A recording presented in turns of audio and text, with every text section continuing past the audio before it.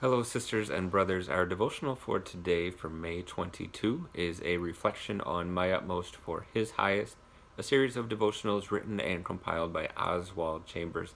You can always find the link to the daily devotional at utmost.org. Today's devotional looks at an explanation for our difficulties, and the verse that Chambers uses comes out of John chapter 17. And this is in the middle of when Jesus was praying before he was arrested. First, Jesus prayed for himself, then for his disciples, and then for all believers.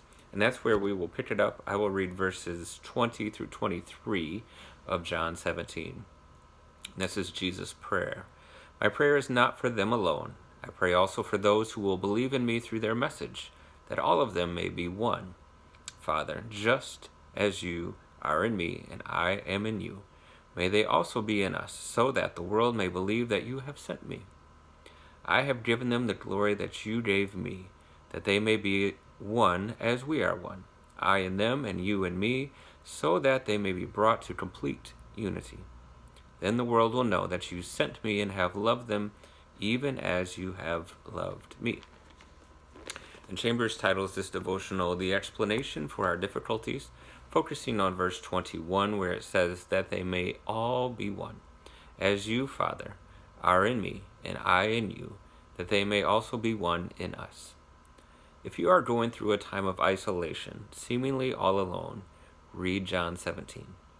It will explain exactly why you are where you are, because Jesus has prayed that you may be one with the Father as he is. Are you helping God to answer that prayer, or do you have some other goal for your life? Since you became a disciple, you cannot be as independent as you used to be. God reveals in John 17 that his purpose is not just to answer our prayers, but that through prayer we might come to discern his mind. Yet there is one prayer which God must answer, and that is the prayer of Jesus, that they may be one just as we are one. Verse 22. Are we as close to Jesus Christ as that? God is not concerned about our plans.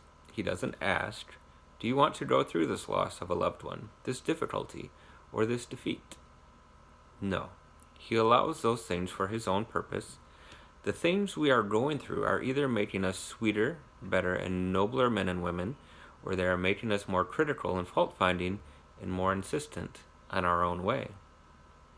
The things that happen either make us evil or they make us more saintly, depending entirely on our relationship with God and its level of intimacy.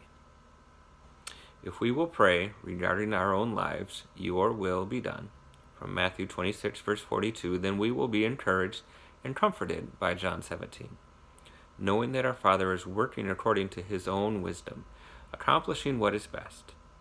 When we understand God's purpose, we will not become small-minded and cynical. Jesus prayed nothing less for us than absolute oneness with himself, just as he was one with the Father. Some of us are far from this oneness, yet God will not leave us alone until we are one with him, because Jesus prayed that they may all be one. I don't know about you, but I needed that word today as a good reminder of how to remember what Jesus has prayed for us and how to look at when we go through difficulties. I think it's interesting that Chambers says God is not concerned with our plans. In many ways, that's so true. We are going to experience difficulties. We don't get to vote. We don't get to veto when those are supposed to happen. They happen. And what happens when they do? Do we allow those to become moments and pieces of our life where we are drawn more closely to God in our relationship with him? Or do we fight for our own way? Do we resist what is happening even though it has already happened?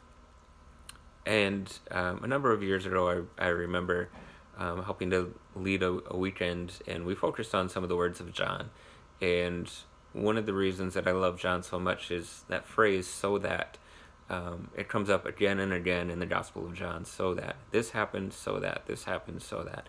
And that's how we ought to look at life when difficulties come our way. When we're experiencing difficult times, it is so that we may become as one with the Father, just as Jesus was. And we have to allow that to happen. So instead of trying to force our way forward through a difficulty, maybe we should take time and allow ourselves to fall backward into the arms of God, who wants to be one with us as he was one with Jesus. So think on that today. Find it encouraging, I pray. And thank you as always for listening. Be safe and stay well.